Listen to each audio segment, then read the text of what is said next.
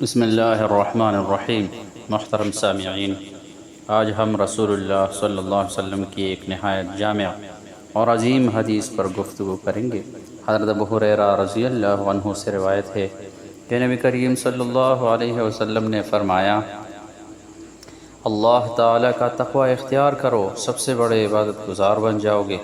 اللہ تعالیٰ نے جو تمہارے لیے تقسیم کیا ہے اس پر راضی رہو، سب سے زیادہ غنی بن جاؤ گے۔ اپنے پڑوسی کے ساتھ اچھا سلوک کرو، مومن بن جاؤ گے۔ لوگوں کے لیے وہی پسند کرو جو اپنے لیے پسند کرتے ہو، کامل مسلمان بن جاؤ گے۔ اور زیادہ ہنسنے سے بچو، کیونکہ زیادہ ہنسنا دل کو مردہ کر دیتا ہے۔ سامعین، اس مختصر حدیث میں کامیاب زندگی کا پورا نقشہ موجود ہے۔ سب سے پہلے نصیحت تقوی کی ہے۔ تقوی کا مطلب یہ ہے کہ انسان ہر وقت اللہ تعالیٰ کی نگرانی کا احساس رکھے۔ جب انسان یہ سوچ کر زندگی گزارتا ہے کہ اللہ تعالیٰ مجھے دیکھ رہا ہے، تو وہ گناہوں سے بچنے لگتا ہے، نمازوں کی پابندی کرتا ہے، حلال رزق کماتا ہے اور لوگوں کے حقوق ادا کرتا ہے۔ اسی لیے رسول اللہ صلی اللہ علیہ وسلم نے فرمایا کہ تقوی اختیار کرو، تم سب سے بڑے عبادت گزار بن جاؤ گے۔ دوسری نصیحت قناعت کی ہے۔ آج انسان دولت، گاڑی، گھر اور دنیاوی چیزوں کے پیچھے بھاگ رہا ہے، لیکن سکون پھر بھی نہیں ملتا۔ نبی صلی اللہ علیہ وسلم نے فرمایا کہ اللہ تعالیٰ نے جو تمہیں دیا ہے اس پر راضی رہو۔ قناعت انسان کو دل کا امیر بنا دیتی ہے۔ ممکن ہے کسی کے پاس کم مال ہو لیکن وہ مطمئن ہو، اور کسی کے پاس بہت مال ہو مگر وہ بے سکون ہو۔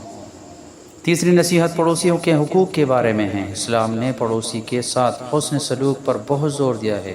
نبی کریم صلی اللہ علیہ وسلم نے فرمایا کہ جبریل علیہ السلام مجھے پڑوسی کے حقوق کے بارے میں اتنی تاکید کرتے رہے کہ مجھے گمان ہونے لگا کہ شاید پڑوسی کو وراثت میں بھی حصہ ملے گا۔ لہٰذا ہمیں پڑوسیوں کی خوشی اور غم میں شریک ہونا چاہیے، انہیں تکلیف نہیں دینی چاہیے اور ان کی مدد کرنی چاہیے۔ چوتھی نصیحت یہ ہے کہ لوگوں کے لیے وہی پسند کرنا جو اپنے لیے پسند کرنا ہے۔ اگر ہم چاہتے ہیں کہ لوگ ہمارے ساتھ عزت سے پیش آئے تو ہمیں بھی دوسروں کی عزت کرنی چاہیے۔ اگر ہم جانتے ہیں کہ لوگ ہمارے لیے آسانی پیدا کریں اور چاہتے ہیں کہ لوگ ہمارے لیے آسانی پیدا کریں تو ہمیں بھی دوسروں کے لیے آسانی پیدا کرنی چاہیے۔ یہ اسلامی اخوت اور محبت کی بنیاد ہے۔ پانچویں نصیحت زیادہ ہنسنے سے بچنا۔ اسلام خوش مزاجی سے منع نہیں کرتا، لیکن ہر وقت ہنسی مذاق اور غفلت میں رہنا دل کو سخت کر دیتا ہے۔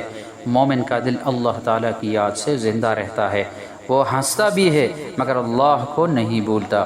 میرے عزیزوں، بھائیوں اور بہنوں، اگر ہم اس حدیث پر عمل کر لیں تو ہماری زندگی درست ہو سکتی ہے۔ تقوی اختیار کرنا، قناعت اپنانا، پڑوسیوں کے حقوق ادا کرنے کی کوشش کرنا، دوسروں کے لیے خیرخواہی اور ہمدردی رکھنا اور اللہ تعالیٰ کی یاد سے اپنے دلوں کو زندہ رکھنا۔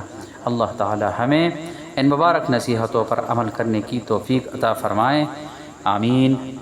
وآخر دعوانا الحمد للہ رب العالمین۔